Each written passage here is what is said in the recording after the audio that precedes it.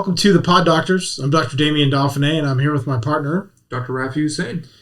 And we're going to talk a little bit about how to apply wound dressing, how to do it appropriately, what you need to set up to be able to do these safely and as sterilely as possible.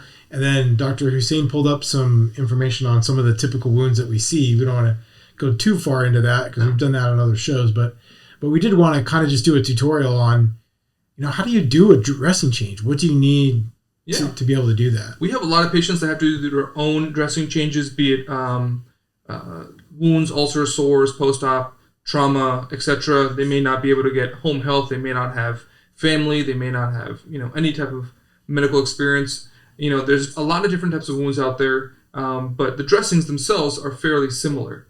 So there's, primary intention healing wounds, there's secondary intention healing wounds, and there's tertiary intention healing wounds. Primary are your surgical incisions. The dressings on those are very, very simple. Secondary intention healings are like your sores and ulcers or big gouges. And tertiary intentions are actually more of like a delayed primary healing type of, surgical incisions. We'll do a wound washout, and then we'll come back, a week or two later, and we'll close it up. But the dressings on top, we'll get into. So you see a whole array of different options out in the market. You Google search, how do I dress an incision? How do I dress a wound? What's the best, thing out there? And that's a tough question to ask, or a tough question to answer, excuse me. There's 1,000 different products, and there's so much overlap. And I don't know. There's a lot of cheat sheets out there. But from, a simple way of putting this is, if it's dry, we want to slightly moisten it. And if it's excessively moist or draining, we want to dry it up.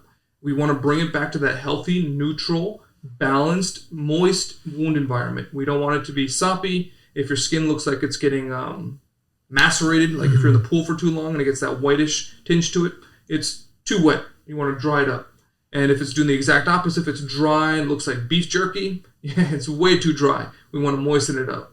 And there's a lot of different things out there, but aside from that, that's the direct dressing. And then after that, you do a full topical, and there's a different, topical dressing style for everybody. Some people like to do the adhesives. Some people like to do a full wrap. Some people like to do a combination thereof. Some people like Coban. Some people like ACE bandages, wound boots, wound vacs. But we're going to keep it simple today. This is we had one of our nurses volunteer for wound dressing. So we're going to keep it real simple.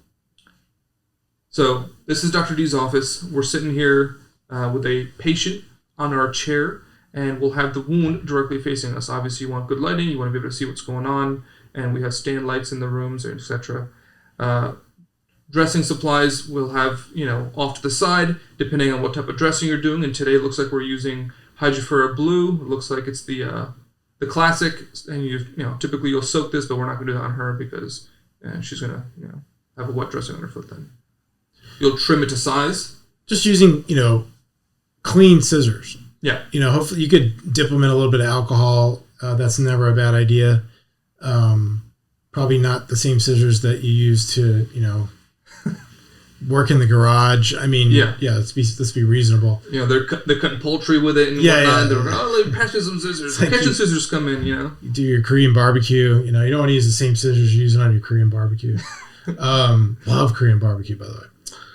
But so Hydrofera Blue is a really simple dressing. It absorbs lots of drainage. Mm-hmm. It does provide Jameson violet. Yeah, it provides an antimicrobial, and then helps with moisture retention. Yeah, it pulls that moisture off the skin. Yeah. So you're not keeping that wet dressing on there. So if we did gauze, right, which we'll do for a lot of dressings, right? Mm-hmm. But if this patient's, moderate drainage to severe drainage, we want something that's going to pull the moisture off. So Dr. D put some steri strips on there to hold that dressing in place to make sure it doesn't shift around underneath that wound. If need be, we can do like antibiotic ointment or wound gel or iodine or whatever underneath it. Sometimes we'll have patients who are doing Santal, which is a collagenase. They'll have organics underneath there, which is a platelet-derived growth factor.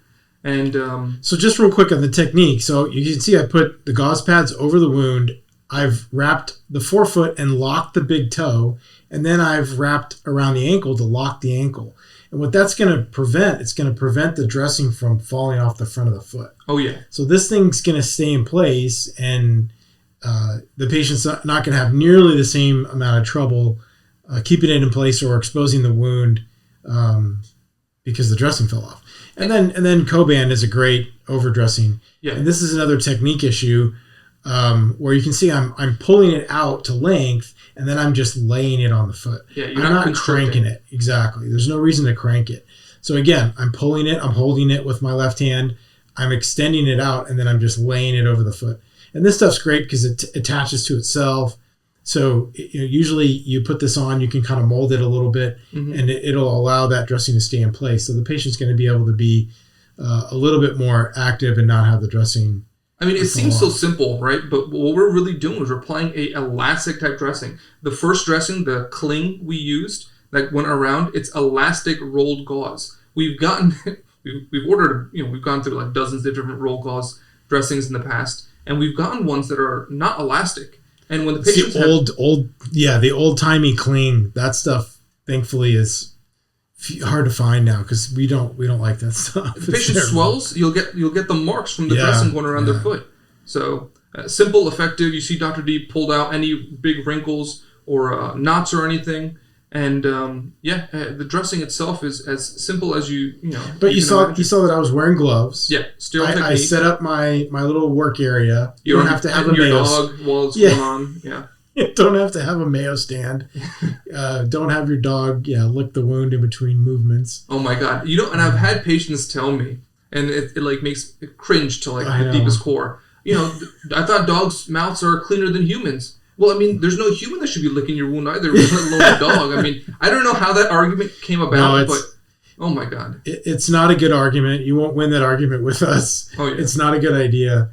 I think there is Pasteurella multicida is a really nasty bug that is, I know, in cats' mouths, and that one can cause all kinds of horrible things. So yes, no, don't do that. Yeah. There's no reason, but yeah, we're cleaning the wound up, right? We'll debride the wound if it's an ulcer. We'll cleanse it if it's a laceration, dirty, foreign body, etc. We'll hydrogen peroxide, alcohol, iodine, whatever you need to make a clean wound. And then we'll dress it however it's necessary. But if we're using those things, betadine, hydrogen peroxide, we're using those things for a day. Yeah. This is not long-term dressing. Yeah. So that we really have gone away from those products because we know that they destroy fibroblasts, which are the skin cells. Yeah. So they can kill bacteria, but they're also killing the good stuff. So you don't want to use those for more than a day or so. There are a number of better dressings. And the idea that you need to let wounds air out. Let's talk about that for a second. Yeah. That was probably the case in the 12th century. Like trench foot times. When we didn't have good wound care dressings and capabilities. That's no longer the case. And it still seems to be deeply embedded in the brainstem of human beings that you need to let wounds air out. They don't need to be aired out. The dressing needs to be applied, and you need to change that dressing in a reasonable schedule to prevent maceration, which is the white stuff, and to prevent things from drying out. So if there's got to be a happy medium there somewhere where you're changing the dressing frequently enough that you're avoiding some of those complications. We don't need to let things air out. Again, that was probably helpful in the 12th century, but in 2023, it's not helpful. No. We got way better wound dressings and capabilities in 2023. Yeah, honestly, it's very straightforward, but sometimes it can be overbearing, it can be overwhelming. So we just wanted to put this out there, let people know that yes, we understand that we're experts in the field on this, but you can easily take care of wounds at your own home with the guidance of someone in the field. And we don't have too much trouble having the insurance company pay for the dressings that you need. Yeah. We can fill out the order form, send it into a third-party company that will then bill your insurance. Yeah. Home health nursing can sometimes be complicated for certain insurance companies. And scheduling. Yeah, when we can get them, it's great, but you have to be considered homebound. If you're a Medicare patient, being considered homebound means you pretty much just leave the house to go to doctor's appointments. And a lot of our patients are ambulatory enough that that's not the case, and so they don't qualify. So they really need to be able to change dressings or have family members change dressings. And we'll usually have access to things here in the office where we can kind of go through that process with you so that it doesn't seem overwhelming and we can kind of train your family in doing that. But now we've got a podcast talking about it. So we can also refer people to the podcast and say, hey, look, watch the podcast. It's a short one, 15-minute podcast. Sometimes they'll have patients' families just literally make a little quick recording of me doing the dressing. Yeah. So they can see what to do, how to apply it, etc. I think that's great. Well, fantastic. Thanks, Dr. Hussain, for putting that together. I think that's an important one. Sometimes we miss the simple stuff and go for the esoteric. Today was a simple one, just to be able to show you how to apply wound dressing in a very simple fashion. We were going to do Una's boot at some point. Yeah. We should do one on the Una's boot. We do like those for venous leg ulcers and that ilk.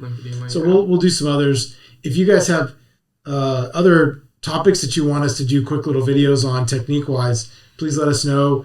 We will be glad to do those as soon as we can get them in. Thanks a lot. All right. Well, we will see you next time on the Pod Doctors.